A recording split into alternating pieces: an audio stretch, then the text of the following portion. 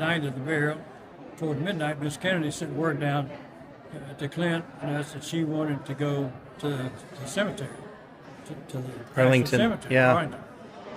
So the military says, well, it's locked up, it's closed, we got chains on the gate and all that. And she's no longer the first lady, technically, I guess.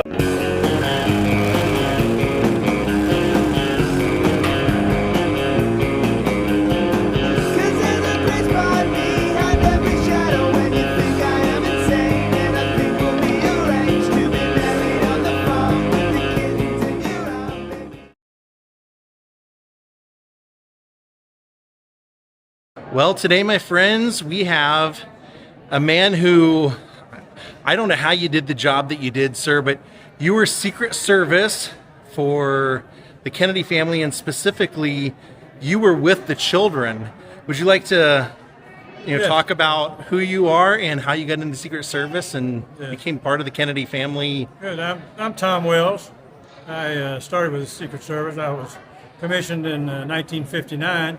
And my first experience after training and so forth was with President Eisenhower. And but then later, back to other operations, when President Kennedy was sworn in, I moved up to the White House. First for a few weeks on President's detail until the First Lady had a chance to, which I didn't know what was going on at that point, but to say, she would approve of me being with the family group. Oh, you're being watched. That's right. I didn't know it, but she gave her approval. And I think probably because I had two children that were basically the same age as Caroline and John, so I think that helped. And so we were all still on the White House detail, but the family unit was Clint Hill, Paul Landis, myself, Bob Foster, and one other agent. But anyway, the five of us took care of the children. And I was basically with the children, except when we were with Miss Kennedy, then we were meshed together. And when we were the president, we were all together in the Empire. So suffice it to say, you got very close to the kids over time. Yeah. And they were great. Miss Kennedy did a great job. I mean, her and the president, they dressed us as Mr. Kennedy, Mr. Wells, Mr. Foster, Mr. Meredith, whatever. They were always polite. They were told that if we told them anything, that they would accept it just like it had been the president or their mother had told them. That same thing. And they pretty much stayed with that. The governess took the problems that the mother or governess would have when children were not with the mother. But so Miss Kennedy made, for the most part, made it easy. But it's difficult. Security and the First Lady and security and the children, particularly the children, is one that's sometimes difficult.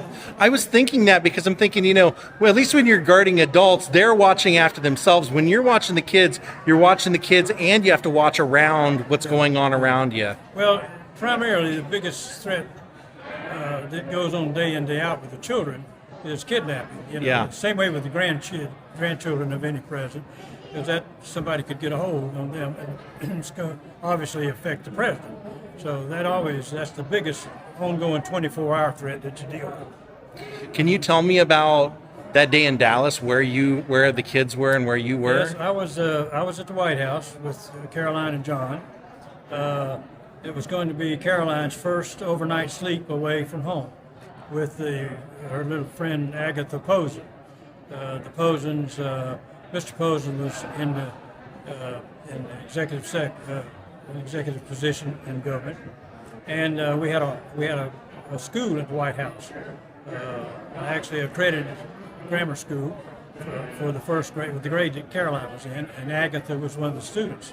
So they had a regular class. They had two teachers that worked there at the school, and so school was over that day, and Miss Posen had come in. I think she had lunch with Maud Shaw, the governess, and so we were leaving, and of course it's what we call off the record, no one knew, so Caroline was in Miss Posen's station wagon in the back with Agatha, and I was in a security vehicle behind them. And about midway between the White House and the Posen residence, the blast came on the commercial radio that there had been gunfire in the president's motorcade.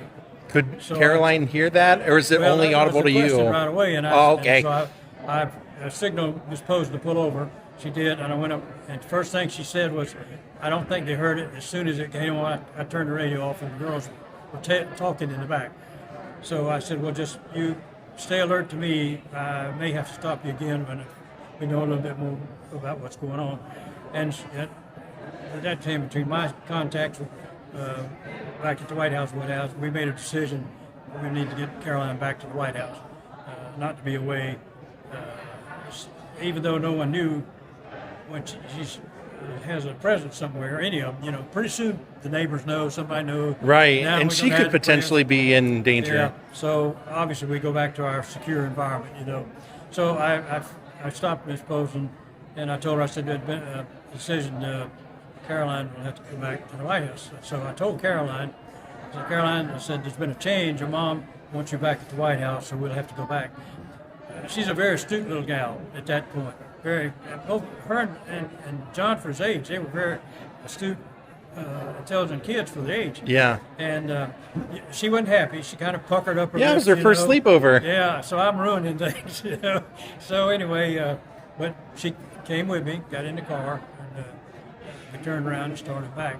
And I don't know if you or any of your listeners ever read the book The Life of the President by William Manchester.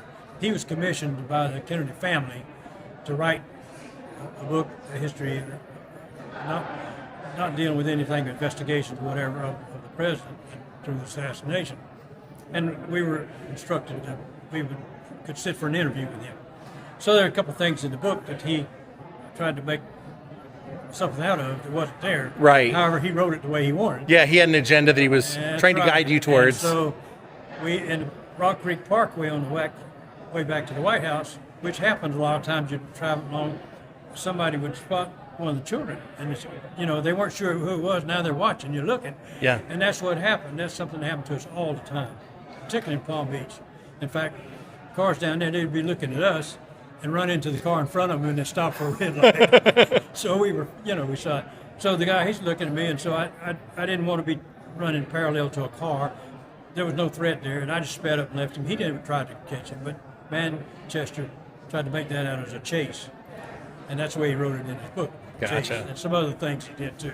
But anyway, we went back to the White House, and then there, you know, later the next morning, it was 4 o'clock next morning, before the body of Miss Kennedy came back with a procession from Bethesda. Where was John when John was you at got the White back? House. Bob Foster, my associate, was there at the White House where he was. Of course, the White House is secured with our uniform division. You know? Yeah. But he was there, John was there, and I brought her back, turned her over to Maud Shaw, the governess. Okay. And so they were upstairs in private quarters. At what point do you find out that the president's gone? Or what's happened? Well, in those days, it's a little different now, but the same basic thing. When the president is in the White House, that's where all of the support is, all the electronic, all the communications, particularly.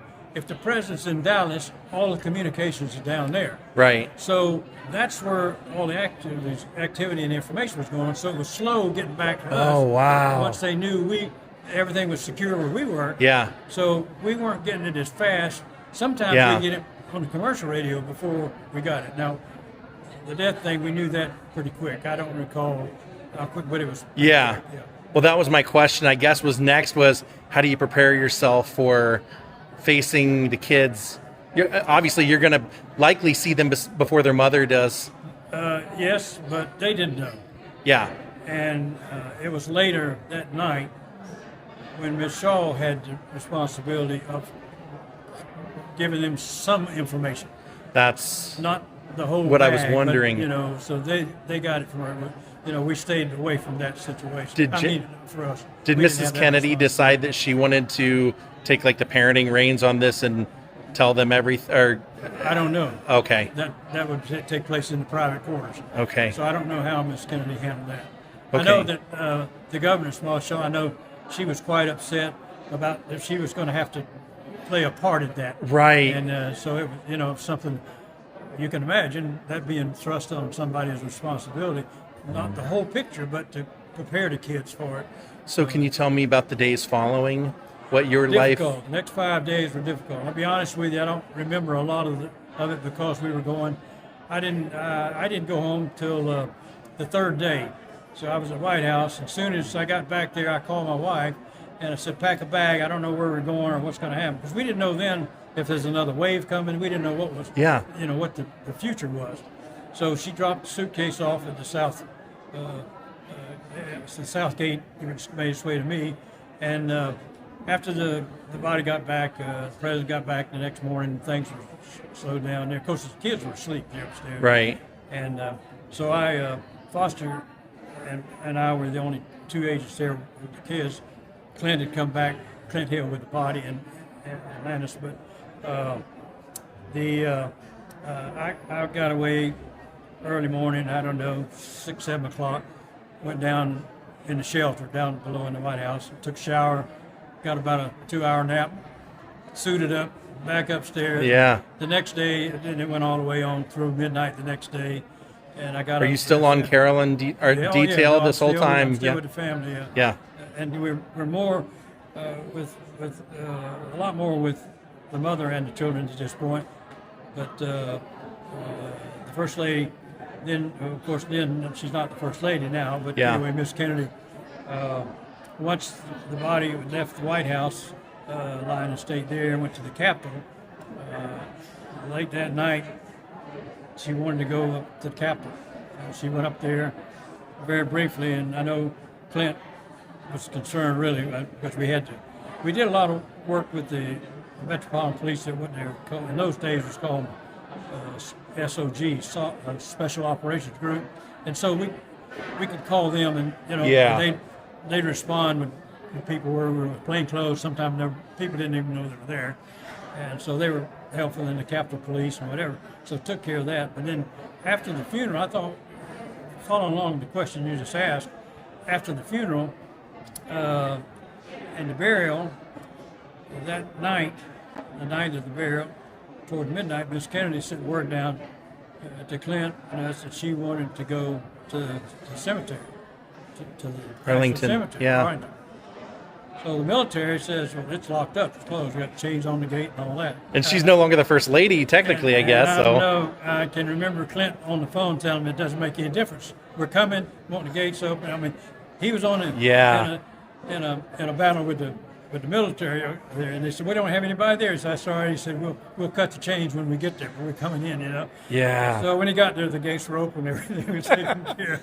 But That's anyway, amazing. I thought what was significant is until we left Washington, for the holidays, for the Christmas holidays, to my knowledge, every morning at 12:01 a.m., Miss Kennedy was at the gravesite.